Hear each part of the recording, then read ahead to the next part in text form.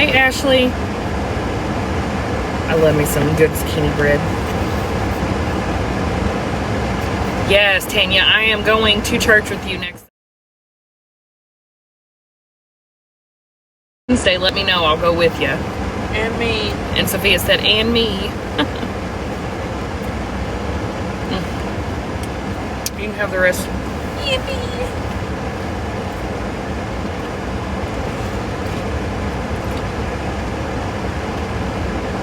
That was all of that ice cream I could handle, y'all. I think I'm just a couple miles from Tanya now.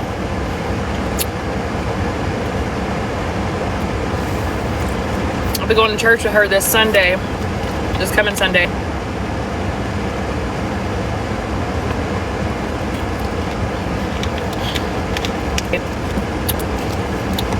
Yes, I'm excited. If you were on her live this morning, let me tell you something. That woman is filled with the Holy Spirit, and she is so good. That's why I told Tanya, I was like, I wish I'd have been there in person. It was.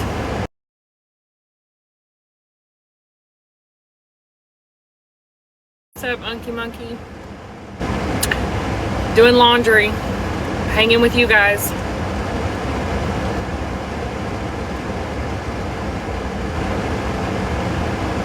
Yes, I can't wait.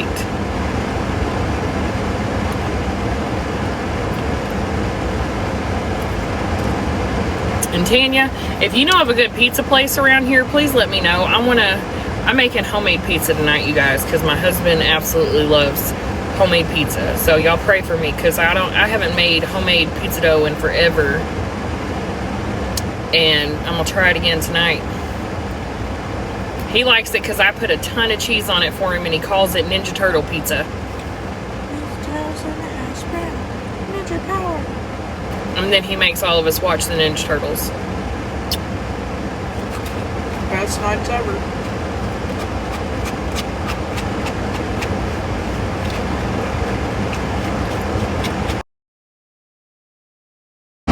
Alright, y'all. I'm going to get to reading. We're going to do a couple of chapters, and then we'll jump over to some Bible trivia. Alright, where did we leave off? We're in Joshua chapter 5.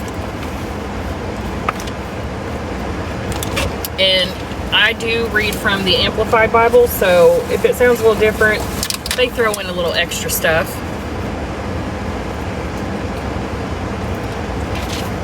I had church on TikTok today, Kyle. That's what we were just talking about. My friend Tanya on here was at church, and she did a live for us, so we got to watch the service this morning. I'm not from this area, and so I don't have a church here. But I'm going to be going this coming Sunday. You were Mormon, but you're not Mormon no more?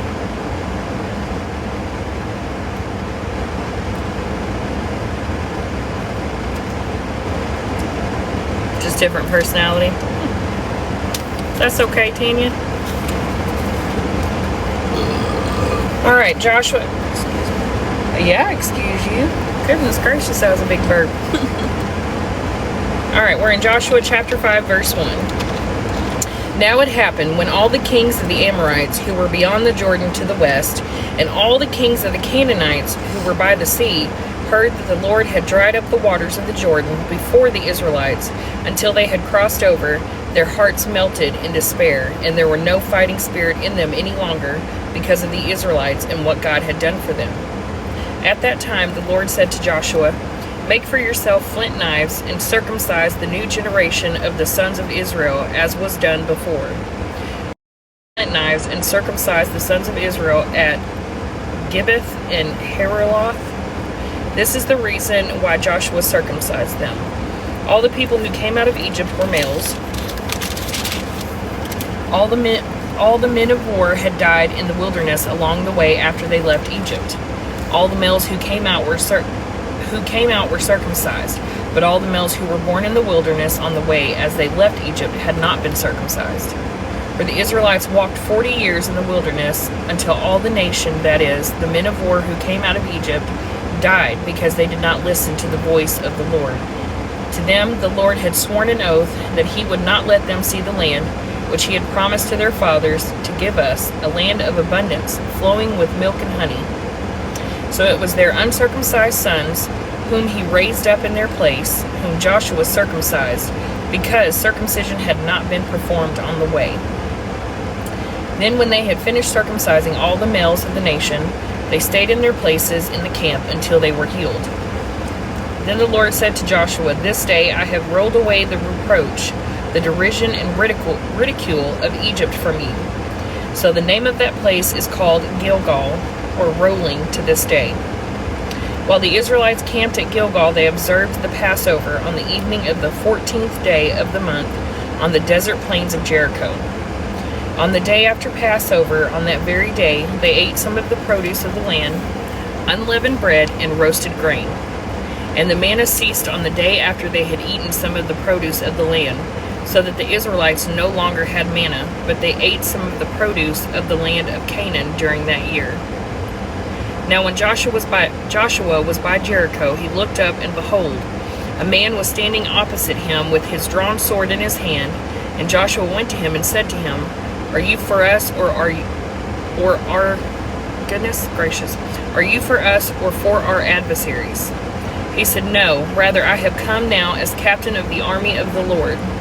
Then Joshua fell with his face toward the earth and bowed down and said to him, "What does my Lord have to say to his servant?"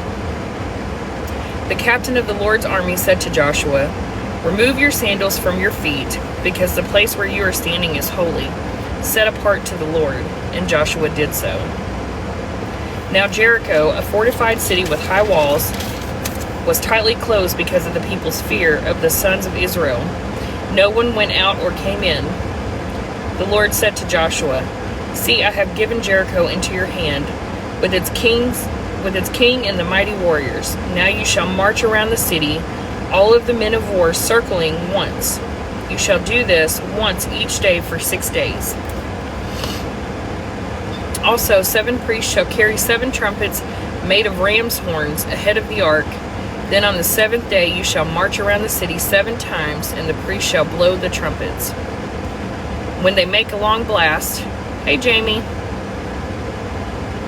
Hey, Jackie.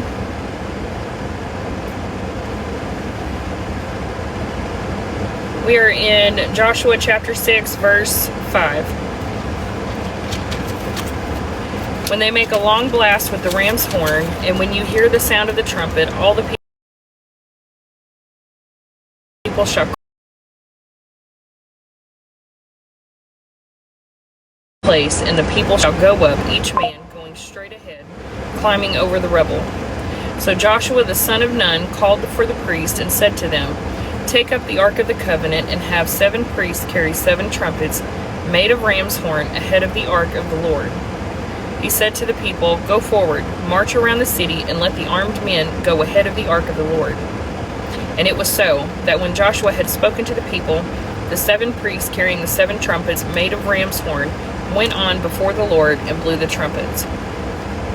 Then the ark of the covenant of the Lord went behind them. The armed men went in front of the priests who blew the trumpets, and the rear guard came after the ark, while the priests continued to blow the trumpets. But Joshua commanded the people, "You shall not shout the battle cry, nor let your voice be heard, nor let a word come out of your mouth until the day I tell you to shout. Then you shall shout." Got tongue twisted. Hey, Cassandra. Goodness gracious. So Joshua had the ark of the Lord taken around the city on the first day, circling it once. Then they came back into the camp and spent the night in the camp. Then Joshua got up early in the morning on the 2nd day, and the priests took up the ark of the Lord.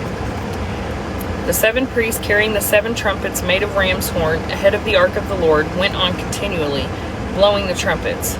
And the armed men went ahead of them, and the rear guard came after.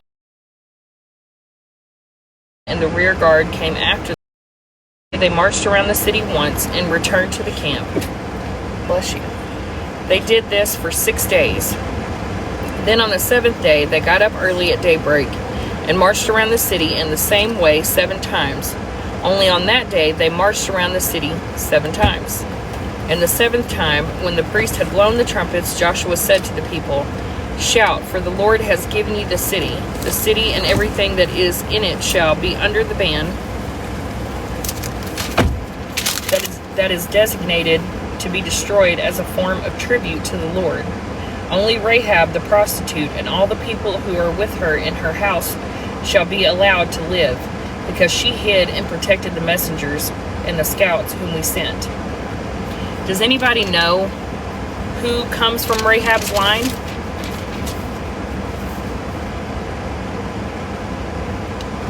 Does anybody know what important person in the Bible comes from the prostitute Rahab's line? That's right, Cassandra, Jesus.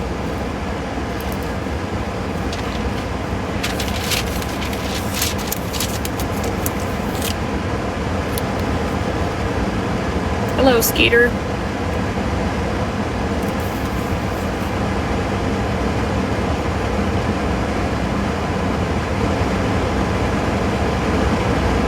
She put the hoe in holy, right? Do we know what other person comes from her line? I'll give you guys a hint. He was one of God's favorite. That's right, David.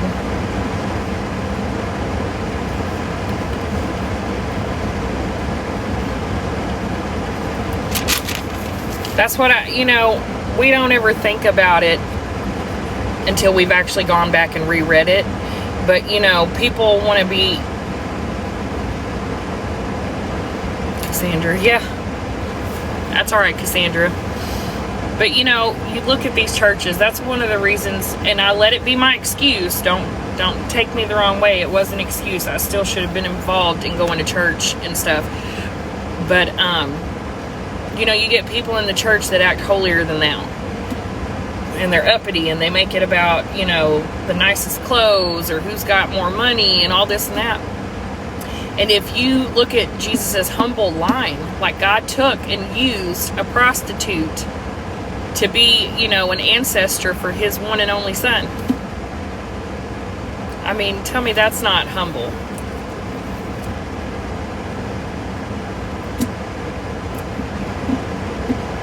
Hey, Billy. This is one of my favorite stories, you guys, because it just... And Jesus wore a tunic and sandals, that's right. And he hugged people with, with sicknesses that other people were like, get away from them, Lord. He wasn't scared of people with leprosy. He wasn't, that's why I say we should be more humble and be more like Jesus.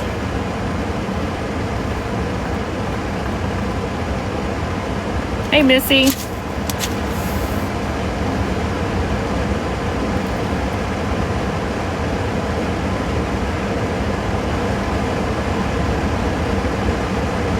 He loves the unlovable, dirty, and poor. That's right.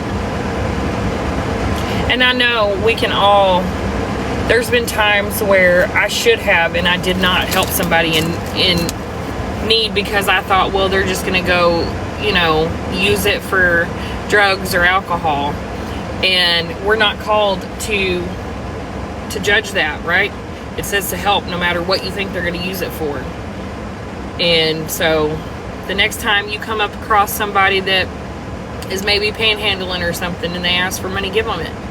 Give it to them, because that's what Jesus would have done. He tells us, we're not there to judge them. We don't know what they're going to use it for. And I got a story. I just remember this. I do have a story of where I listened and I didn't think that he was going to use, I didn't have any cash on me.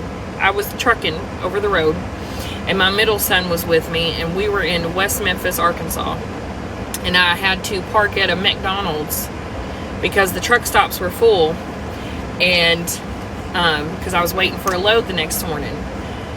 And this guy comes up to my truck and he's like, do you have any money? And I'm like, well, I don't have any cash on me. I said, but I have food and water. and thinking, you know, I've given food and water before and people just throw it away. I mean, I've had them do that before. They just threw it away. So I'm sitting here thinking he's just going to waste this food or this water that I give him. And I gave him several things of soup and crackers and a couple bottles of water and some plasticware so he could eat the soup.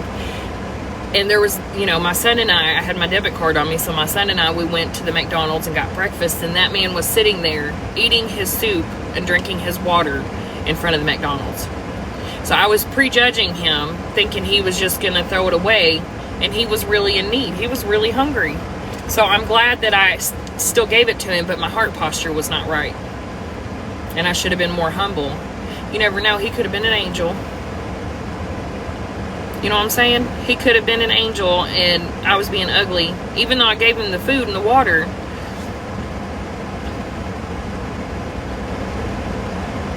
Yeah. So, I mean, you know,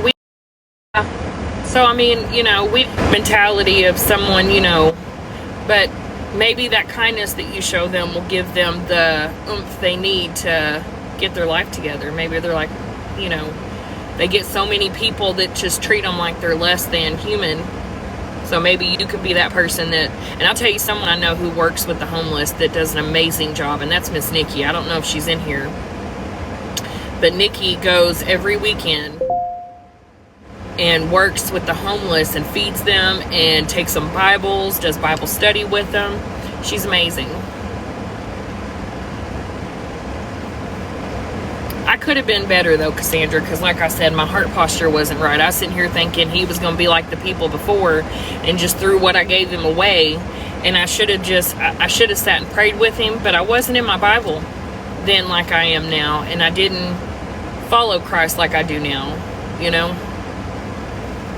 But it was amazing, you know. He was someone who really kind of changed my perspective in dealing with someone that is homeless.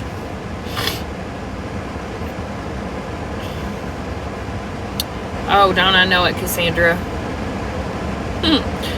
Yep. That's why tonight, like I told them, I said, if y'all want homemade pizza, you're helping make it. Or we ain't doing it.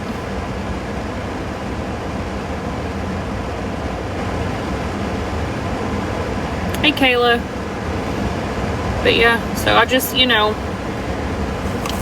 don't let negativity creep in when you have the opportunity to help someone. Change your mindset and your heart posture. You know, just be willing to give them your last dollar, because that's what Jesus tells us. Be willing to give your last dollar and your time to someone.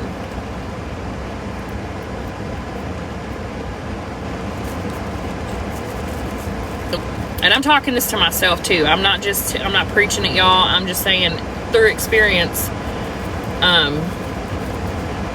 I've had to, you know, retrain myself. And I'm still working on it, but I don't look at the homeless like I did before, you know, and I don't put every single one of them in the same category like I did before. And you don't know what their story might be. I know there was a homeless man that, that's right, Cassandra, you know, it could be any one of us. I met a homeless man who lost everything in a fire and lost his family. Like, his family died in the fire, and because he was grieving so much, he couldn't go to work. He lost his job, and it had nothing to do with drugs and alcohol. He just couldn't function. He lost his wife and his kids and ended up being homeless. And just, this is not the same man that I gave the soup to, but this was another man that I had met while trucking, and it was just the saddest thing. I mean, he didn't have the will to really live anymore, but he couldn't off himself because he believed in God. And so he said, I don't, you know, he didn't know what to do with himself anymore. And I think that's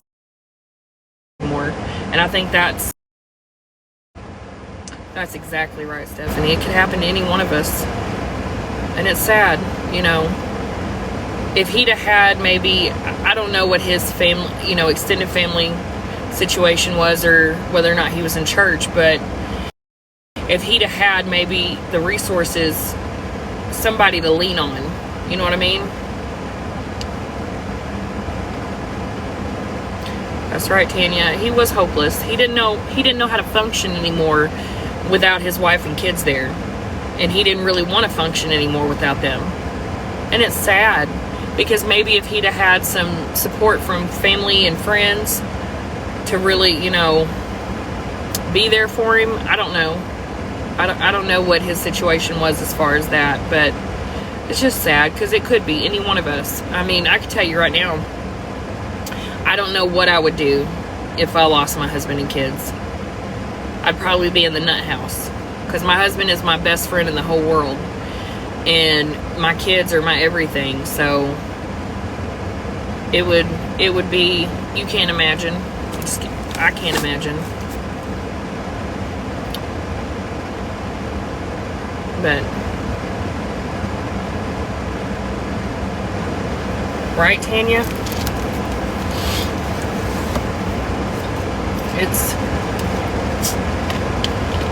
So yeah, we never know what the person's situation is. I know there's people that get addicted to drugs and end up homeless, but we don't know what caused them to go into that situation either. I know of plenty of women who were abused sexually when they were young that used drugs as a way to cope with it, and they never got the help they needed. I know plenty of men who, were given the drugs at a young age by older family members and got them hooked. It wasn't something they chose on their own when they're that young. You know what I'm saying? You can't make that decision when you're a kid. And so when I started thinking about it that way, my mindset changed.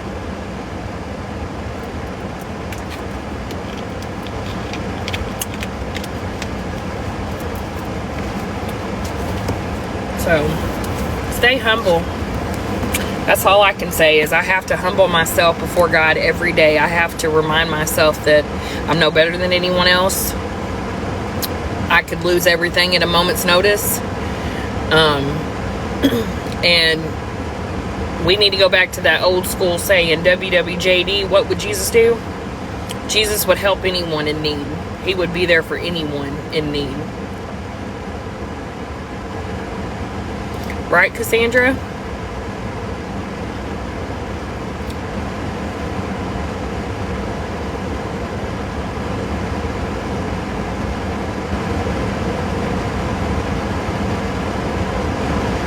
I have to go back and reread that, but I believe that, well, if you listen at Rahab's story, right? There is an in-depth book about her story, and it talks about, and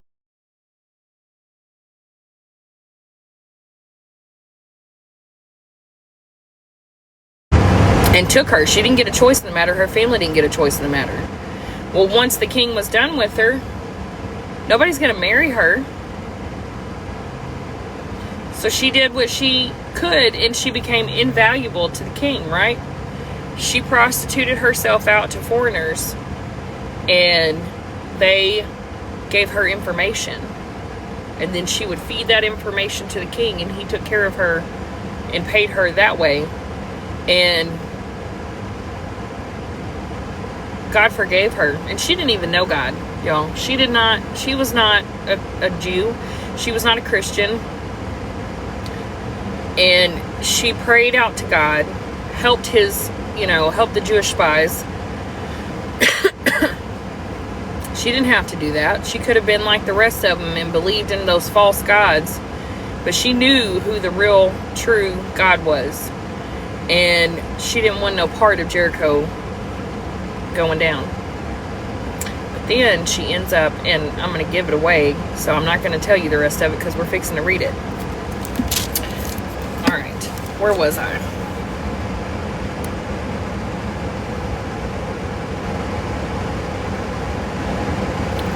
Where did I go? Okay.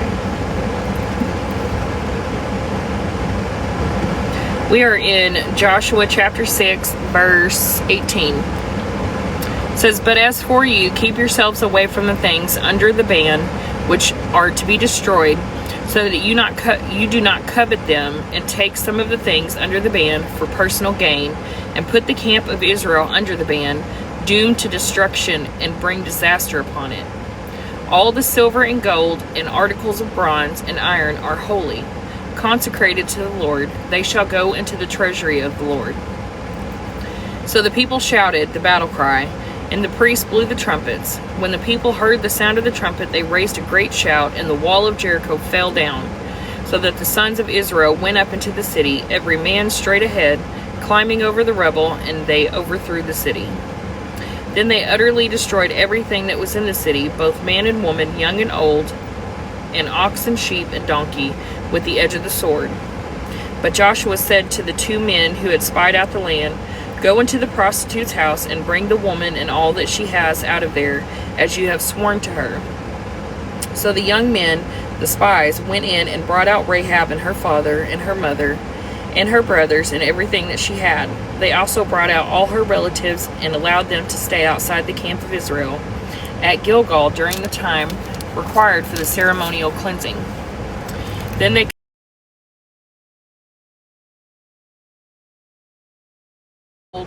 the articles of bronze and of iron into the treasury of the house, or the tabernacle of the Lord. So Joshua spared Rahab the prostitute with her father's household and everything that she had, and she has lived among Israel to this day, because she hid the messenger scouts whom Joshua sent to spy out Jericho. Then Joshua made them take an oath at that time, saying, "Cursed before the Lord is the man who rises up and rebuilds this city Jericho. With the loss of his firstborn he shall lay its foundation, with the loss of his youngest he shall set up its gates." So the Lord was with Joshua, and his fame was in all the land. But the sons of Israel acted unfaithfully and violated their obligation in regard to the things off limits under the ban, those things belonging to the Lord.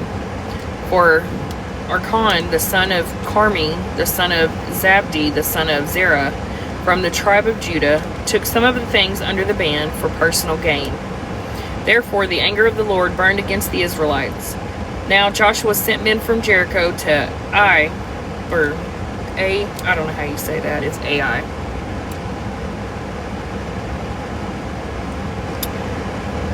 which is near Bethaven, east of Bethel, and said to them, "Go up and spy out the land." So the men went up and spied out Ai. I don't know how you say that. Then they returned to Joshua and said to him, "Do not make all the people go up to fight. Have only about 2,000 or 3,000 men go up and attack. Do not make the entire army go up there, for they are few." So about 3,000 men went from the sons of Israel, went up there, but they fled in retreat from the men. The men of Ai killed about 36 of Israel's men and chased them from the gate as far as the bluffs of Shebarim, and struck them down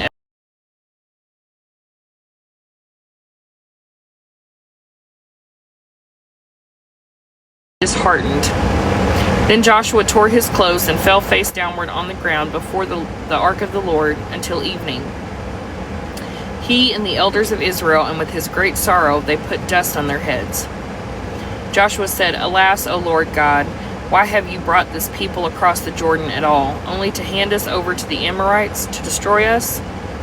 If only we had been willing to live beyond the Jordan. O Lord, what can I say now that the army of Israel had turned back in retreat and fled before their enemies? For the Canaanites and all the inhabitants of the land will hear about it, and will surround us and cut off our name from the earth. And what will you do for your great name to keep it from dishonor?" So the Lord said to Joshua, "Get up. Why is it that you have fallen on your face? Israel has sinned. They have also transgressed my covenant, which I commanded them to keep. They have even taken some of the things under the ban, and they have both stolen and denied the theft. Moreover, they have also put the stolen objects among their own things. That is why the soldiers of Israel could not stand and defend themselves before their enemies. They turned their backs and ran before them, because they have become accursed. I will not be with you any more unless you destroy the things under the ban from among you. Rise up, consecrate the people, and say, consecrate yourselves for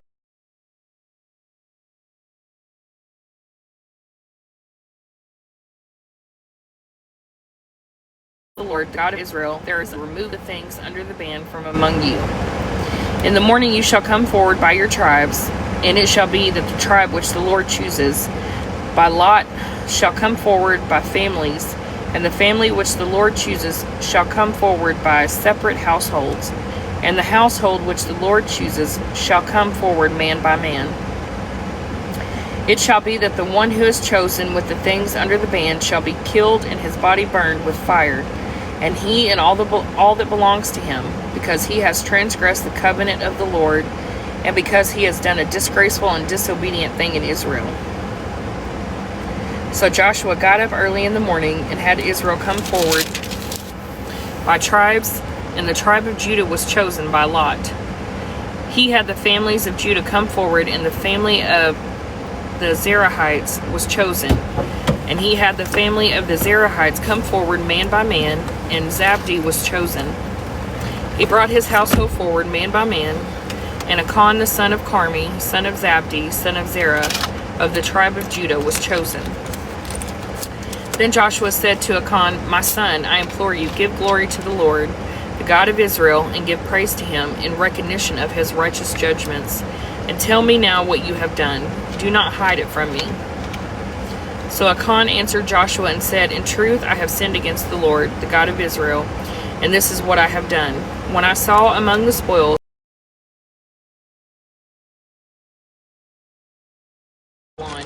and 200 shekels of silver and a bar of gold, weighing 50 shekels, I wanted them and took them. Behold, they are hidden in the ground beside my tent, inside my tent, with the silver underneath. So Joshua sent messengers, and they ran to the tent and saw that the stolen objects hidden in his tent with the silver underneath. And they took them from the tent and brought them to Joshua and to all the sons of Israel, and spread them out before the Lord. Then Joshua and all Israel with him took Achan, the son of Zerah, the silver, the royal robe, the bar of gold, his sons, his daughters, his oxen, his donkeys, his sheep, his tent, and everything that he had, and they brought them up to the valley of Achor, or it means disaster. Joshua said, why have you brought disaster on us? The Lord will bring you disaster this day. Then all of Israel stoned them to death with their stones. Afterward they burned their bodies in the fire. Then they piled up over him a great heap of stones that remains to this day. Then the Lord turned from the fierceness of his anger. Therefore the name of that place has been called the Valley of Anger, or disaster. Alright, you guys, I think we're going to stop there. And it's time for some Bible trivia. We will pick up in chapter 8 next time. Hey, Red Dog.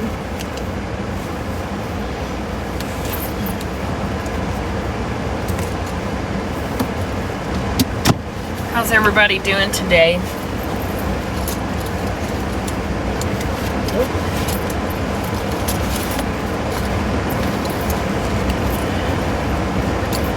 If you guys have any prayer requests, throw it up in the chat. And when I end out with prayer, but then also people that are in here will pray for you. Blessed and highly favored, me too, sir.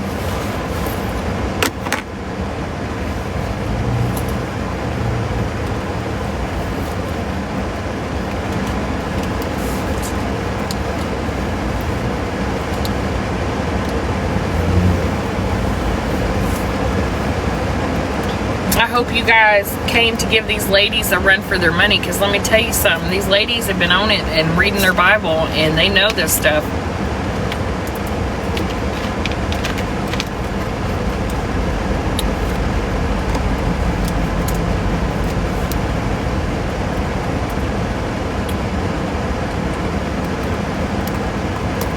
You're driving dirty.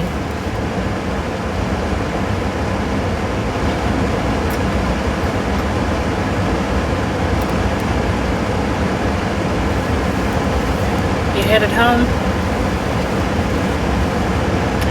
What you been doing today, Unky?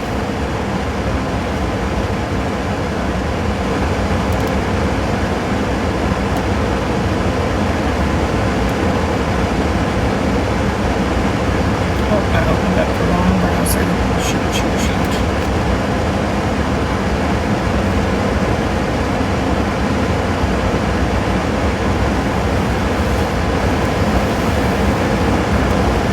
Tractor work at the ranch. Nice.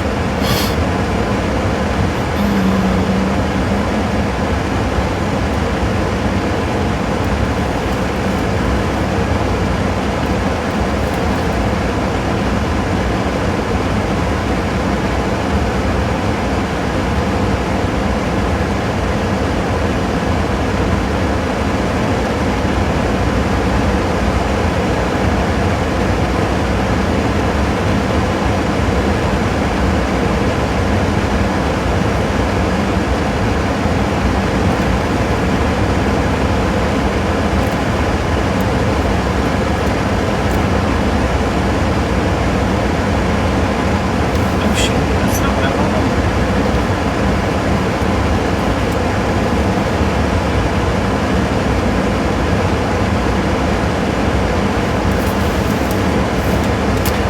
I'm right up here, you guys, and for some reason this internet is still wonky here. I don't know what the deal is.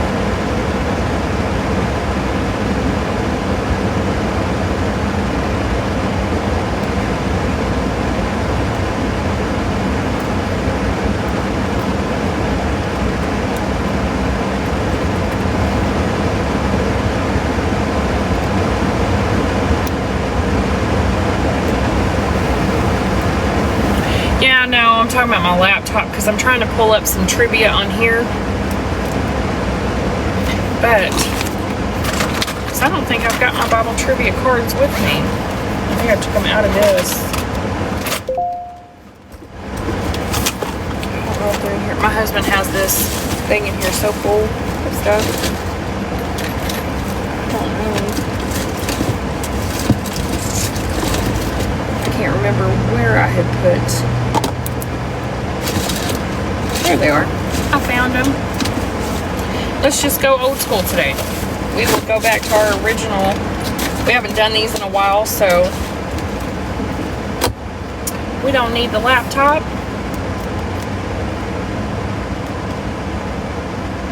Shut her down and put her away, and then I